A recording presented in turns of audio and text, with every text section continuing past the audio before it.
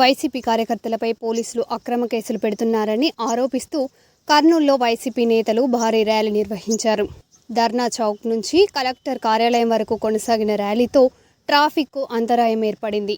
ఈ సందర్భంగా వైసీపీ యువజన విభాగం రాష్ట్ర అధ్యక్షుడు జక్కంపూడి రాజా 3 టౌన్ సీఐ శేషయ్యపై తీవ్ర వ్యాఖ్యలు చేశారు.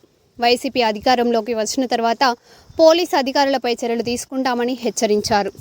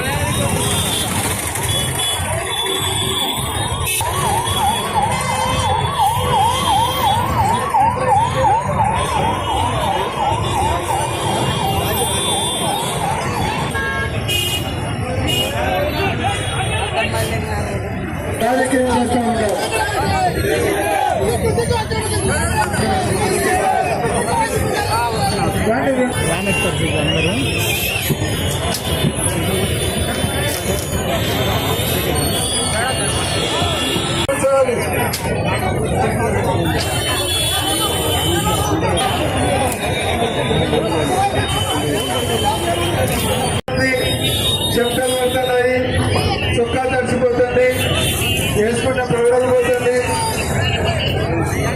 ఇటువంటి తెచ్చుకోకుండా కానీ ఇవాళ ఇక్కడ ఉన్నటువంటి మన పార్టీ కార్యకర్తలందరినీ కూడా అడుగుతా ఉన్నా, ఎక్కడైనా ఏ ఒక్క కార్యకర్త అయినా వీళ్ళు పెట్టినటువంటి కేసులకి భయపడ్డారా అని చెప్పని అడుగుతా ఉన్నా.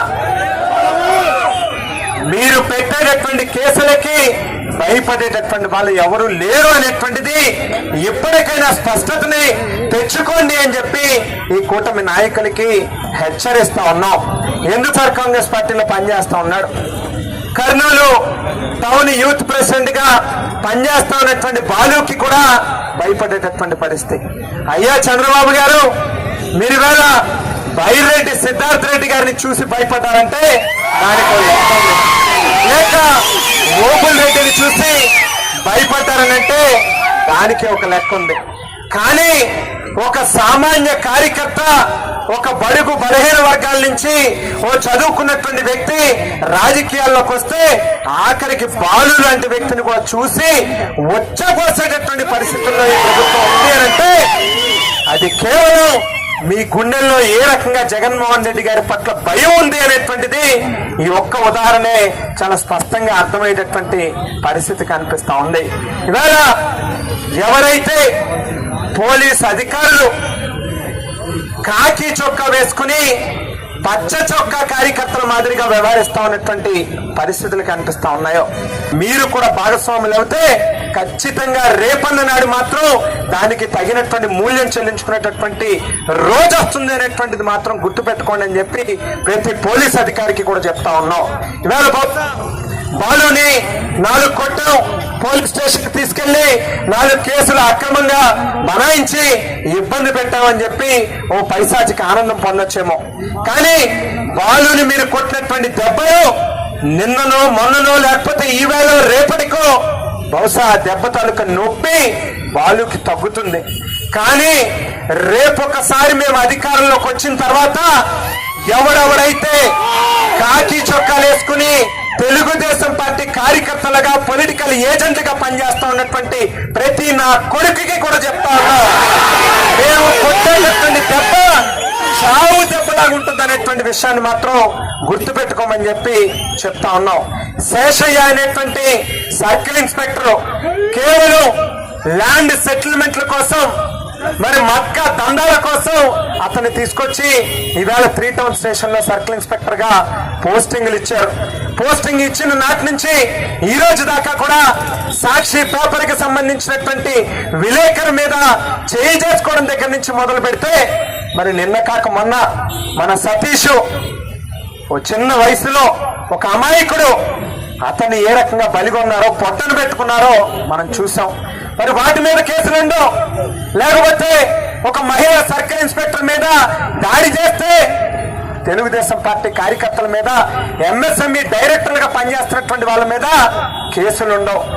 కానీ ఏమీ తెలియనటువంటి ఒక అమాయకుడు వైఎస్ఆర్ కాంగ్రెస్ పార్టీ జెండా పట్టుకుంటే మాత్రం వాళ్ళ మీద సారా కేసులు పెడతారు, డ్రగ్స్ కేసులు పెడతారు, ఉన్నవి లేనివి అన్ని జోడించి ఇవాళ బాలు లాంటి వాళ్ళ మీద ఏ రకంగా భయపెట్టాలనేటువంటి ప్రయత్నం చేస్తారు. అయితే శేషయ్య అనేటువంటి సర్కిల్ ఇన్స్పెక్టర్ బహుశా ఎక్కడ ఏదో మూల ఉండి ఒక చూడేసి వింటూ ఉంటాడు. అతనికి చెప్తా ఉన్నాం, 2029లో వైఎస్ఆర్ కాంగ్రెస్ పార్టీ జెండా ఎగరడం అనేటువంటిది 100% జరుగుతుంది. 5 ఏళ్ల కాలం నీ ఒంటి మీద కాకి చొక్కా ఉంటే ఒట్టు అని చెప్పి ఇవాళ చెప్తా ఉన్నావు. వచ్చే 5 ఏళ్ళు కూడా నువ్వు బాలు ఇంటి గేటు దగ్గర నిలబడి పోస్టింగ్ ఇప్పించమని చెప్పి అడిగేటటువంటి రోజు రాకపోతే పంచాయత్ ఇవాళ వైఎస్ఆర్ కాంగ్రెస్ పార్టీ కార్యకర్తలమే కాదు అనేటువంటి మాటని చెప్తా ఉన్నా. దయచేసి ప్రతి పోలీస్ అధికారికి కూడా ఒక్కటే స్పష్టంగా చెప్తా ఉన్నాం, తెలుగుదేశం పార్టీ వాళ్ళ మాటలు విని మీరు గనక అప్రజాస్వామికంగా శాంతి భద్రతల్ని మీ చేతిలో పెట్టుకుని రక్షక భటులుగా పనిచేయాల్సినటువంటి మీరు రాక్షస భటులుగా పనిచేస్తే గనక ఖచ్చితంగా ఇబ్బంది పడతారనేటువంటి మాటను మాత్రం గుర్తుపెట్టుకుని, ఎందుకు ఈ మాట చెప్తా ఉన్నానంటే, ఏ లొకేషన్ అయితే చూసి మీరు ఇవాళ రెచ్చిపోతా ఉన్నారో, లేక ఎవరో టీజీ భరత్ అనేటువంటి వ్యక్తిని చూసుకుని రెచ్చిపోతా ఉన్నారో, వాళ్ళ దగ్గరికి వెళ్ళి క్లారిటీ తీసుకోండి. అయ్యా లోకేష్ గారు, అయ్యా భరత్ గారు, రేపన్న గారు మాకు ఇబ్బంది వచ్చినటువంటి రోజు మీరు మాతో నిలుస్తారా అని చెప్పి క్లారిటీ తీసుకోండి. ఇవాళ చెప్తా ఉన్నాం, రేపొక్కసారి ప్రభుత్వం మారంగానే, అధికారం మారంగానే భరత్ అనేటువంటి వ్యక్తి పోయి అతను వ్యాపారాలు చేసుకుంటాడు.